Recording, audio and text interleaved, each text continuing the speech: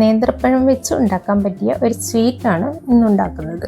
അതിനായി ഒരു പാൻ അടുപ്പിൽ വെച്ച് ചൂടായാൽ 1 ടേബിൾ സ്പൂൺ നെയ്യൊഴിച്ച് 1-2 നേന്ത്രപ്പഴം ചെറുതായി കട്ട് ചെയ്ത് ചേർത്ത് വഴറ്റാം. ഇത് നല്ലതുപോലെ വഴറ്റിയ ശേഷം ഇതിലേക്ക് നമുക്ക് ഇഷ്ടമുള്ള നട്ട്സ് ചേർക്കാം. ഞാനിവിടെ കുറച്ച് ഉണക്കമുന്തിരിയും കുറച്ച് ഈന്തപ്പഴവുമാണ് ചേർത്തിരിക്കുന്നത്. ഇനി ഇതിലേക്ക് 1 ടീസ്പൂൺ പഞ്ചസാര ചേർക്കാം. എല്ലാം കൂടി ഒന്ന് മിക്സ് ചെയ്ത് ഫ്ലെയിം ഓഫ് ചെയ്ത് മാറ്റിവെക്കാം.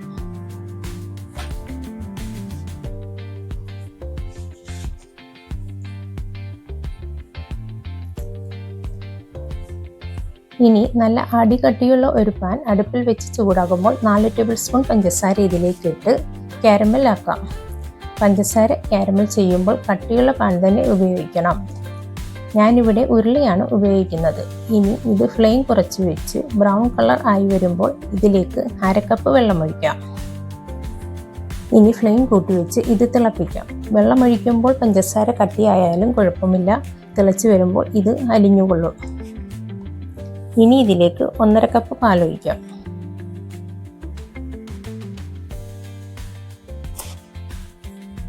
ഇനി ഇത് നല്ലതുപോലെ തിളയ്ക്കുമ്പോൾ കുറച്ച് ചവ്വരി വേവിച്ചത് ചേർക്കാം.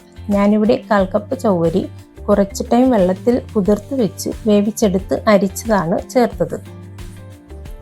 ഇനി ഇത് നന്നായി മിക്സ് ചെയ്ത് 1 നുള്ളു ഉപ്പ് ചേർക്കാം. മധുരം ഒന്ന് ബാലൻസ് ചെയ്യാൻ വേണ്ടി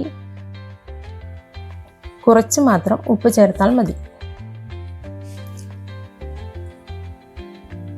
ഇനി ഇതിലേക്ക് മധുരത്തിന് ആവശ്യമായ മിൽക്ക് മെയ്ഡ് ചേർക്കാം. മിൽക്ക് മെയ്ഡിന് പകരം ആവശ്യത്തിന് പഞ്ചസാര ചേർത്താലും മതി. ഇനി ഇത് മിക്സ് ചെയ്ത് 1 ടീസ്പൂൺ ഏലക്കാപ്പൊടി കൂടി ചേർക്കാം. ഇനി ഫ്ലെയിം ഓഫ് ചെയ്ത് വഴറ്റി വെച്ചിരിക്കുന്ന നേന്ത്രപ്പഴം മിക്സ് ഇതിലേക്കിട്ട് ഇളക്കി ഒന്ന് അടച്ചു വെക്കാം. ഇത്രയേ ഉള്ളൂ. നല്ല ടേസ്റ്റിയായ ബനാന സ്വീറ്റ് ഇവിടെ റെഡി ആയിട്ടുണ്ട്.